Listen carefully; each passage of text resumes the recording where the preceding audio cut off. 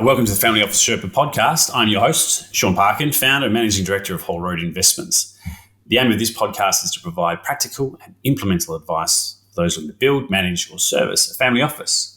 This is not, however, investment advice, so please check the disclaimer in the show notes. In this episode, we are covering the use of AI as a tool for the family office. This is the Family Office Sherpa.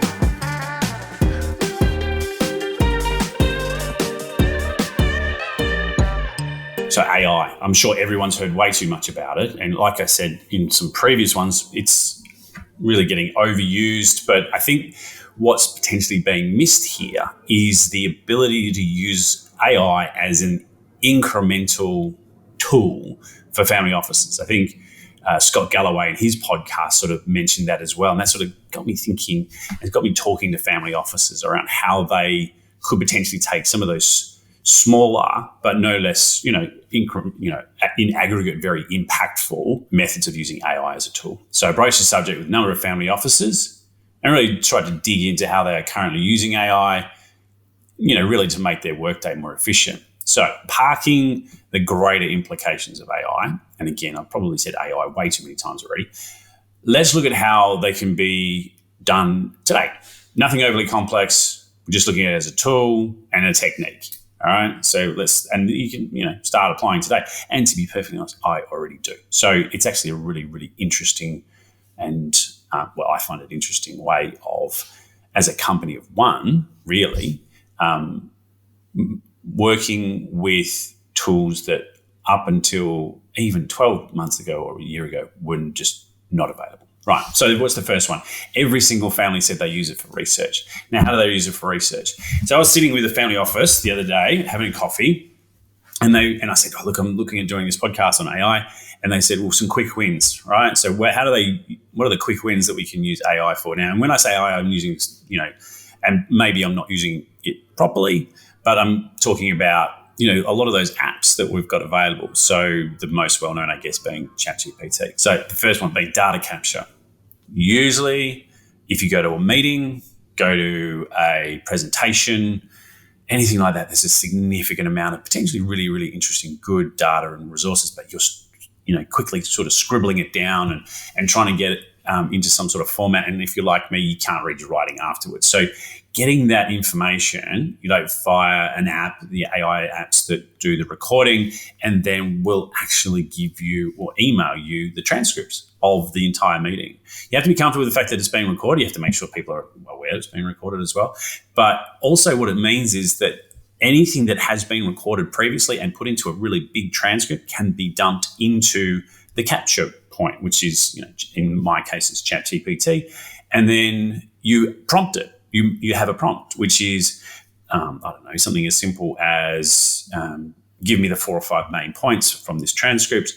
And then you can obviously double check it. But then the interesting thing is when you start to, question it even more, which is say things like, if our portfolio has an exposure of this, what does this transcript say will be the impact, or what are they saying from a strategy point of view? So you can be really, really sort of targeted there. And I think this is, not to belabor it too much, but I think the use of AI is going to be around how well, not necessarily just the training of the AI itself, but the training of people within the office to ask those particular questions.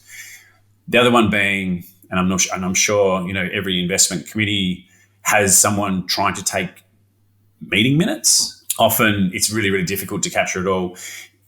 I would say that one of the things that I've seen, and the feedback from some family offices, has been they have the recorder that will produce the transcript, and then the transcripts can be and the prompt for asking through ChatGPT once the transcript is in there is to say, what are the action points? What's the next steps? What are the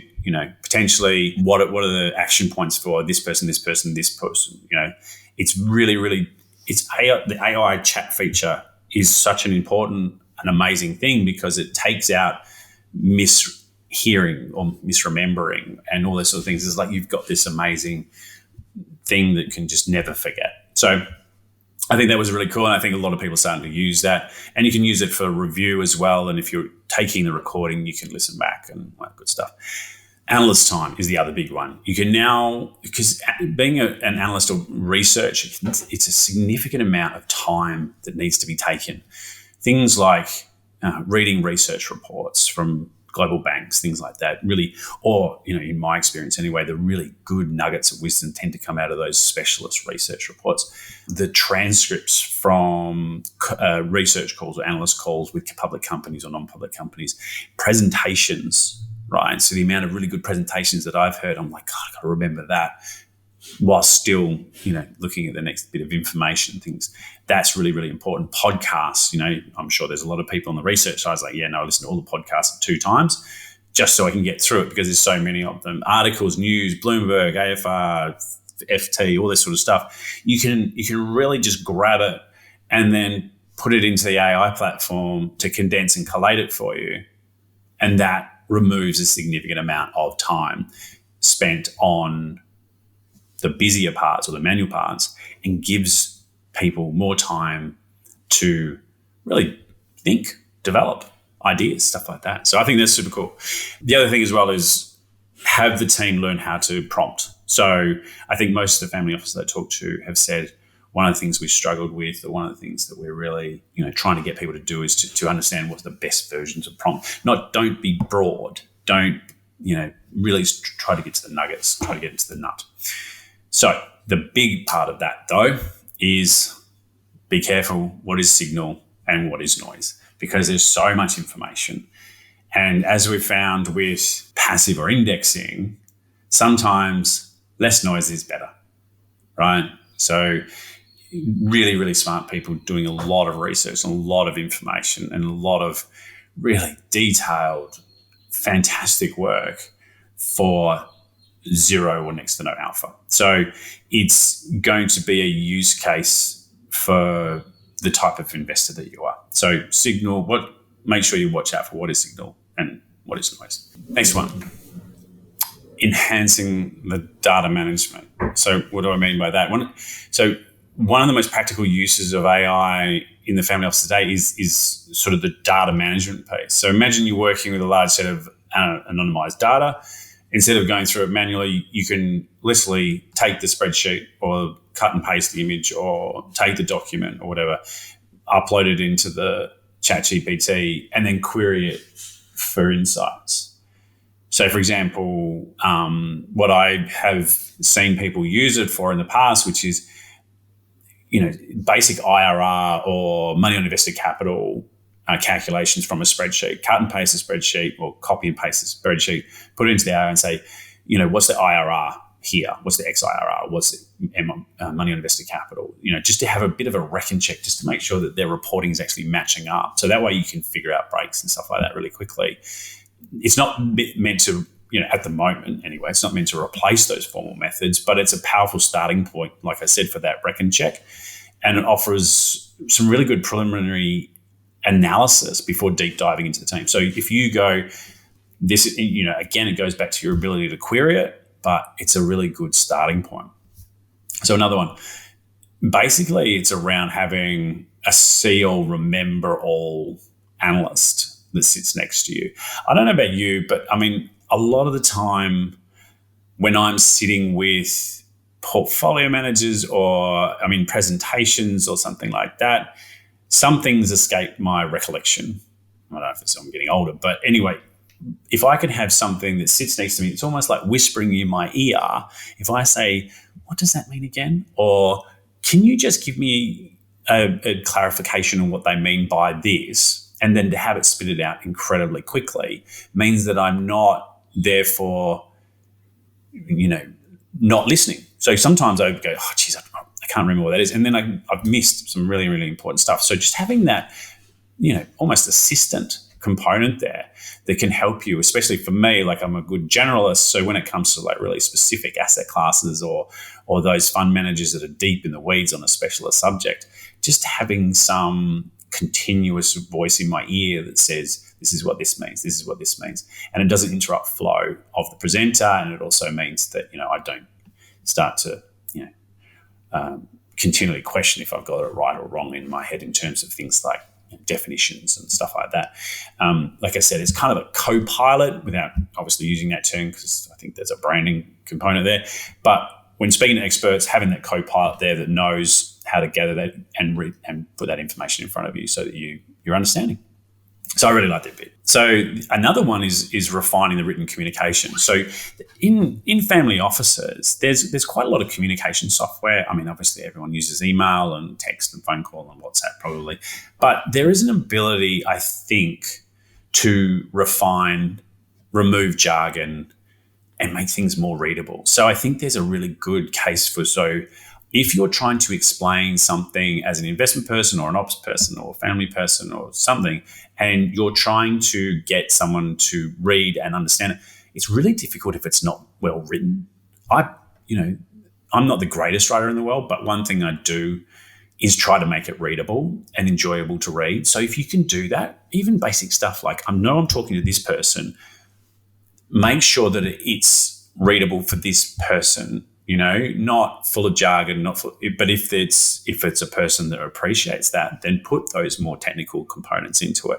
So, just making it really relevant for those. So I love AI for that, making things more readable, get the nugget of the idea, making sure, say, a prompt that's like, make this more readable, make this clearer, remove some of the jargon, make this a good representation of this specific idea, all that kind of stuff. And you can sit in the processes as well. I mean, family offices don't love process generally. So having something that sits within their process documents that is really condensed but still articulating the process and the procedures that we need to go through, even if it's from an investment, well, especially if it's from an investment governance point of view, then make it readable, make it well written, and AI can really help with that. So, yeah, they're the sort of four main reasons that I've seen family offices use. Let's face it, ChatGPT or a version of it, and there's myriad apps out there, and every time I talk to someone's got a new one. So it's really what we're trying to do is, like I said, trying to get things that are really easy to fix now. And I think one of the good things about it is once you start to use it, you start to train your staff or yourself to make better prompts. And I think that's ultimately what we're trying to get to. And then we can look at the bigger picture of AI and what the implications are and things like that. But I thought this was kind of a cool idea, just to sort of do something that was, let's get something that's incremental, let's something that's impactful now that we can start straight away. So yeah, I thought it was interesting. I guess the other flip side of that is, what would I not use it for, to be perfectly honest with you? Anything that requires the creation of a new idea. Let's face it, if it's in the AI, someone's already had it. It's why, like, you get with, show me a new idea for this, and it comes up incredibly quickly, and you go, well, yeah, I mean, I guess so. But like original, creative, critical thinking, I think that's really still the domain of people. The other thing I would never do is use it for social media posts, because it's just so obviously generic when you read them. I do LinkedIn quite a lot, and I think having those mistakes and bad syntax and talking the way that I talk via LinkedIn is one of the reasons why it's relatively successful. I think if you cut and paste and said, this is an article, condense it down to 4 lines, put it into LinkedIn, and then put the hashtags, that sounds pretty boring to me and pretty generic. The other thing is, like, anything client specific, unless it's your own specialist AI, like it's your own specialist data set and only you have access to it. And we are starting to see that a little bit, especially in the reporting side of family offices. Then don't put anything in there that's really specific or sensitive in the information side, just because, there is an element of that you don't really know where it's going to go and who's going to be able to collect it. So like I said, if you're doing data inquiries and stuff like that, make sure everything's anonymous, because it's one massive big data set. So that's what I was saying. That's what I think. Anyway, that's what a lot of clients are starting to use it, and families that I work with are starting to use it. And I'm really excited about it being a really good tool. Get rid of a lot of the manual stuff and get me thinking and all the stuff that I find fun. So on the roundup side, this week or this fortnight, there's 2 things that I wanted to just flag and worth reading about.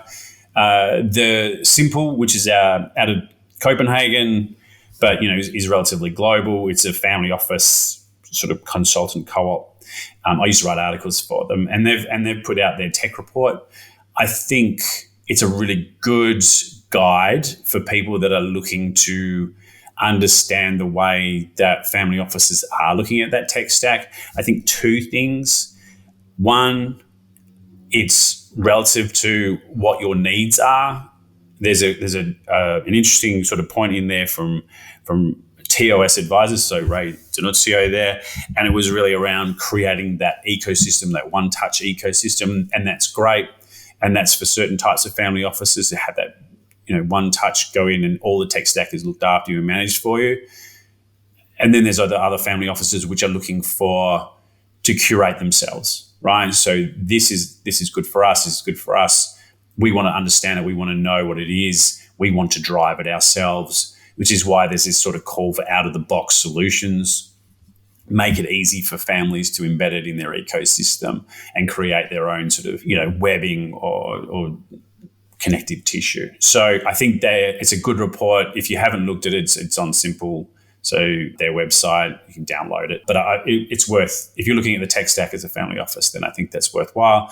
The other one as well, and maybe I'm harping on this too much, but the US endowment performance tables continue to come out.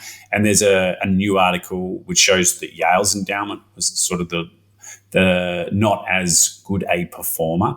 And I think it's really, really interesting because the Yale model is the Yale model, right, from endowment. So everyone sort of took that learning from Swenson and really built theirs around it. But it's almost determined by size. So the really large US school endowments have really gone heavily into private markets and things like that, whereas the smaller subscale ones tend to be more public markets driven.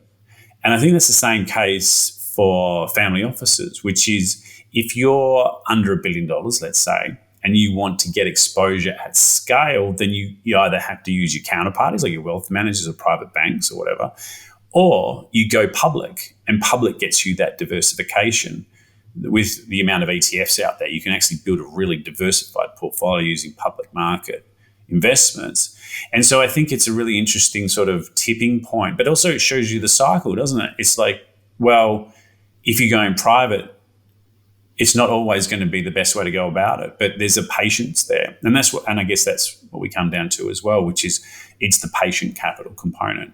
Pick your strategy, but again, you got to be patient. It's got a long term. We're not just looking at yearly tables here. But anyway, that's pretty interesting. Simple's tech report and the Yale endowment performance models.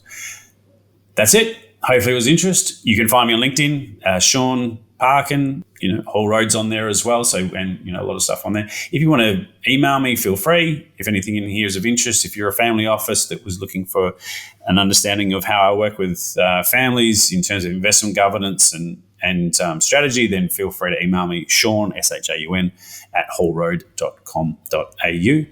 And you can go to, if you want to get on the Sherpa newsletter list, then that's just at wholeroad.com.au. You can just register there. And also there's a members area there, which has got some cool articles and podcasts listed. So until next time, thanks very much.